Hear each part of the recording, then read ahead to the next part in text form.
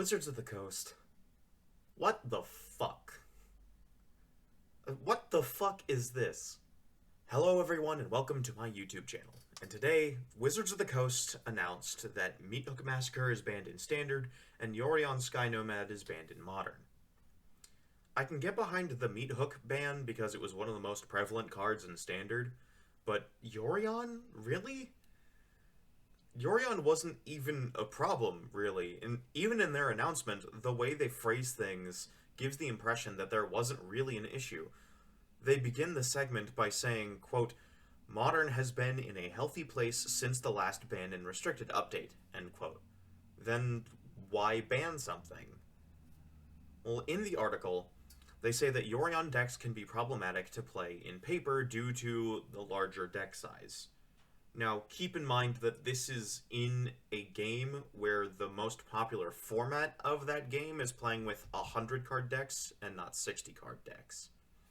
They also cite that 4-color Omnath decks are really good, which they are, don't get me wrong, but they've seen a steady decline for a while now with things like Blue-Red Murktide Regent taking the number 1 spot and Hammer Time creeping up in play taking the number 2 spot, at least when we're looking at the MTG Goldfish modern metagame.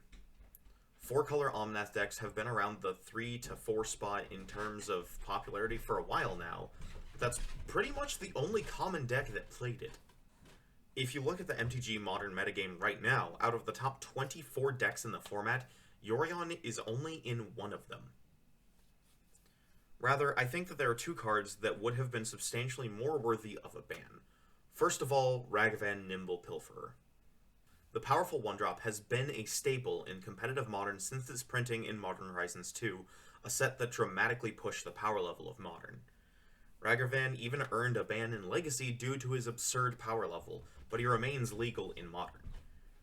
Ragavan can be a ridiculous tempo swing in nearly every turn of the game, and as new cards are printed and the power level is more pushed, he's just going to keep getting better. In the ban announcement today, Ian Duke referenced that, quote, "It's important that the net player experience playing with the top decks is a fun one.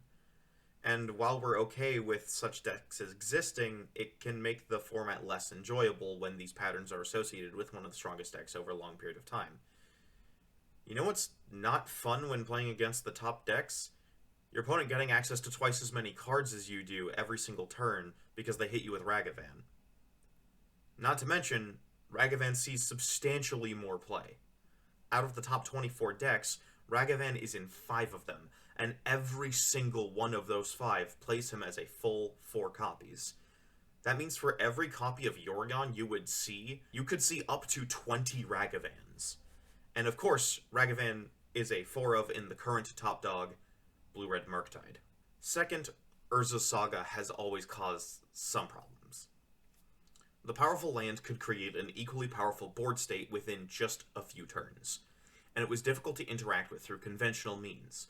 Spot removal was almost always for non-land permanents, and you couldn't counter somebody's land drop. The enchantment land did have some vulnerabilities to Blood Moon and Spreading Seas, but that was not enough to stop it from quickly rising in popularity into many of the highest performing decks in the format. Saga could easily provide you with 2 relevant bodies and access to an uncounterable Colossus Hammer, Shadow Spear, or special one-of or other toolbox card in your deck with frightening consistency. God forbid you were playing against something like Amulet Titan or Eldrazi-tron where they could find Expedition Map, allowing them to find their next Urza Saga quickly and keep the problems coming. By simply existing, Urza Saga can throw a wrench into grindy matchups by creating 3/3s, 4/4s, or even 5/5s off of just the constructs and what the Saga finds off its 3rd chapter. Grindy midrange decks and control decks encountered a new hurdle they didn't have effective tools to fight. And if you look at the metagame today, Urza Saga is in 6 of the top 24 decks, with 22 total copies. So for every 1 copy of Yorion, you could encounter 22 Urza Sagas, or more importantly, 44 constructs. Now, the general opinion of these cards is that they don't deserve a ban, especially since new things have been printed to help alleviate the tensions that they create. Things like Boseiju Who Endures for Urza Saga and March of Otherworldly Light for Ragavan. which makes the decision to ban Yorion all the more puzzling to me. Now, am I calling for Ragavan and Urza Saga to be banned? No, I'm not. But I am saying that I feel like they have much more reasonable arguments for being banned than Yorion had, but Yorion bit the dust anyway. I'll close with this. In the ban announcement, Yorion was cited as an unfun card because it led to repetitive gameplay because of the repeated enters the battlefield triggers. If you really want to not encourage repetitive gameplay, then maybe look at how often people dash Ragavan or make a construct in a game of Modern.